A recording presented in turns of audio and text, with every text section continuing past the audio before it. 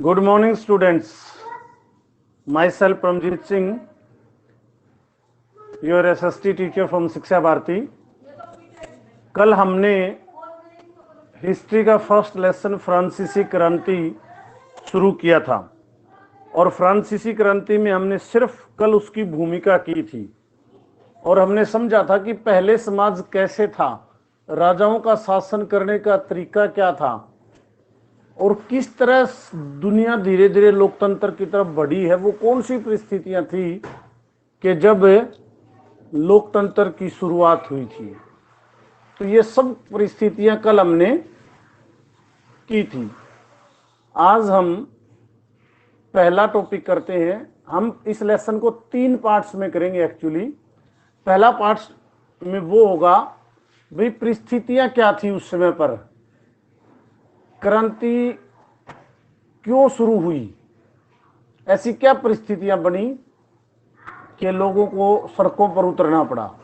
तो पहले वो परिस्थितियां करेंगे। दूसरा पार्ट फिर क्रांति के समय की घटनाएं, कैसे कैसे क्रांति आगे बढ़ी। और तीसरा पार्ट फिर क्रांति के बाद कैसा समाज रहा फ्रांस का। और एक चीज ध्यान रखना, ये जो चैप्टर है ये आपके 10th में भी काम आएगा, क्योंकि फ्रांस की कहानी जहां हम 9th में छोड़ते हैं वहीं से 10th में है। अधूरी है इसमें फ्रांस की कहानी, 10th में पूरी होती है जाके, तो ये याद रखना। तो क्रांति, जब भी क्रांति की मैं बात करता हूं तो एक चीज बताता हूं, जिन भी देशों में क्रांतियां आई हैं परिस्थिति क्या होती है, सबसे बड़ी परिस्थिति ये होती है कि लोगों की भूखे मरने की नौबत आ गई, लोगों के रोजगार खत्म हो गए, बच्चे भूखे मरने लगे। ये परिस्थितियां होती हैं किसी भी समाज में क्रांति की। जब तक समाज में, हमारे देश में क्रांति क्यों नहीं आती, एक बहुत बड़ा मध्यम वर्ग है हमारे देश में। जब वो मध्यम वर्ग खत्म हो जाएगा, यानी सर से ऊपर पानी गया नहीं है, क्रांति तब तक नहीं आती जब तक सर से ऊपर पानी नहीं जाता। और हमारे नेताओं को इस चीज का पता है, इसलिए वो जनता को मरने भी नहीं देते, थोड़ा थोड़ा मुंह में पानी डालते रहते हैं कि सांस आता रहे, और फिर जनता उसमें सब्र करती रहती है, चलो थोड़ा थोड़ा तो डाल रहे हैं, सांस तो आ रहा है। जब वो सांस ही आना बंद हो जाए, वो बूंद बूंद भी टपकना बंद हो जाए, तो जनता मरती क्या करेगी, फिर गर्दन पकड़ेगी। तो ये परिस्थितियां होती है किसी भी क्रांति की हमेशा, और यही कारण है हमारे देश में क्रांति नहीं आने का। चलो, तो 18वीं सदी के उत्तरार्ध में फ्रांसीसी समाज, फ्रांस में क्या परिस्थितियां थी, क्या समाज था 18वीं सदी के उत्तरार्ध में। उत्तरार्ध क्या होता है, आधा भाग। उत्तरार्ध यानी सदी का आखिरी आधा भाग, 50 के बाद के साल। पूर्वार्ध होता है सदी का पहला आधा भाग, यानी 50 के शुरू के साल। तो 18वीं सदी के उत्तरार्ध में क्या स्थिति थी फ्रांस में।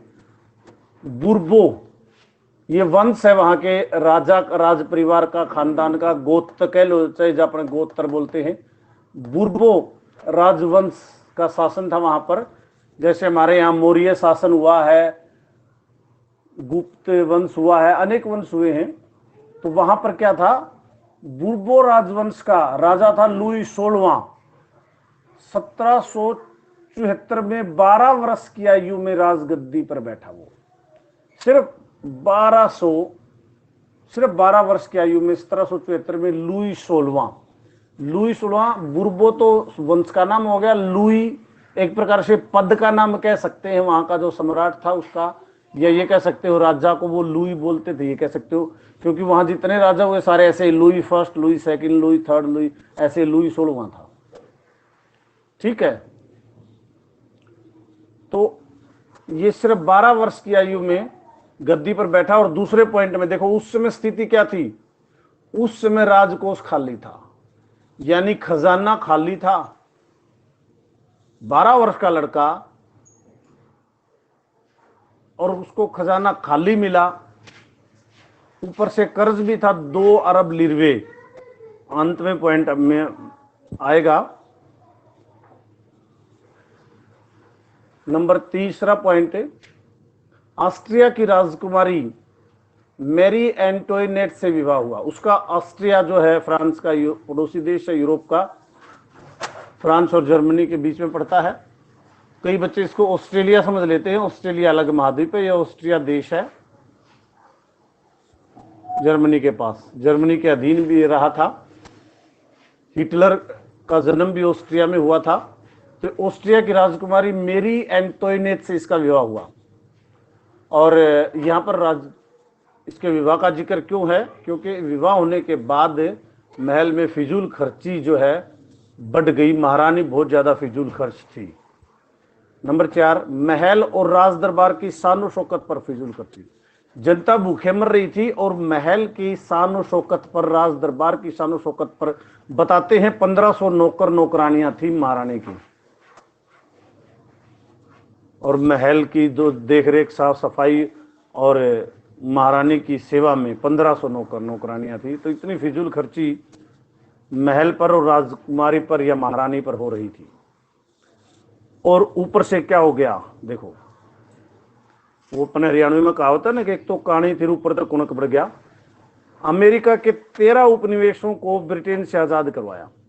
अब ब्रिटेन, उसमें पर परिस्थितियां क्या थी? यूरोप के देश जो है वो एशिया के, अफ्रीका के, अमेरिका के देशों को गुलाम बना रहे थे।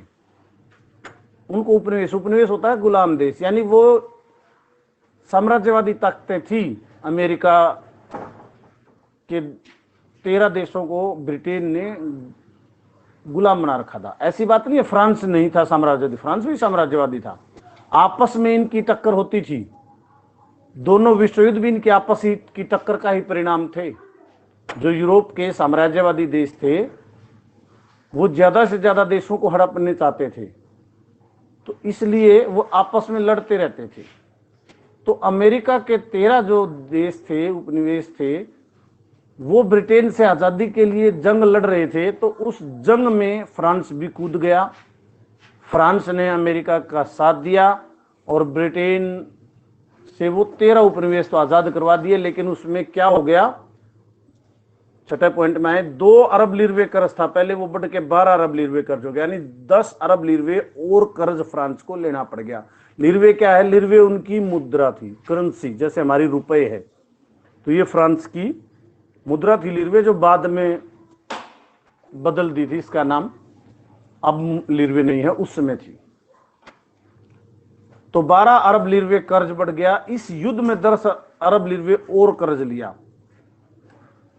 और क्या था, कर्जदाता जो थे 10% ब्याज मांग रहे थे। 10% ब्याज बहुत ज्यादा होता है। 2% ब्याज ये आदमी की कमर तोड़ देता। आजकल अपने यहाँ सिस्टम में 2% ब्याज है, 10% ब्याज मांग रहे थे, मतलब पूरे फाइनेंसर थे वो तकड़े। तो बजट का एक बहुत बड़ा हिस्सा वो इस कर्ज को चुकाने में जाता था। बजट का तो पता होगा ना, जो पूरे साल का सरकार का एस्टिमेट खर्च होता है, साल के दौरान उसने क्या क्या करना है, वो बजट होता है। लाखों करोड़ों का एक सरकार का बजट होता है, और वो बहुत बड़ा हिस्सा इस कर्ज को चुकाने में जा रहा था। तो कहां से आएगा इतना बड़ा बजट?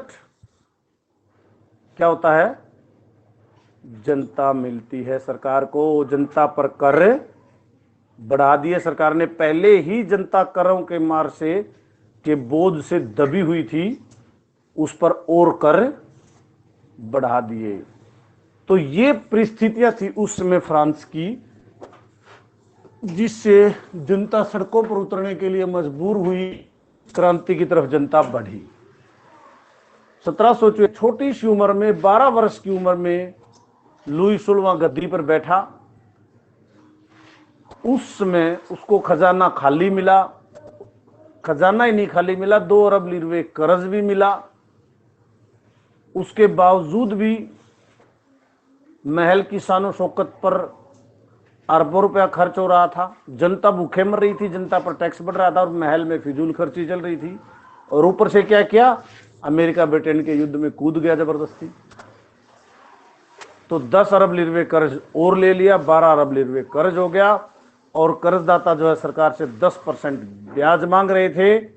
ऐसे में सरकार ने जनता पर कर बढ़ा दिया, और जनता बेचारी भूखी मर रही थी। पहले ही बहुत कर्ज था, तो जनता सड़कों पर उतर गई। ये परिस्थितियां बनी थी क्रांति के लिए।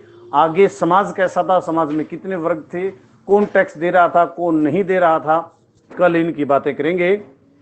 आज इतना ही, धन्यवाद।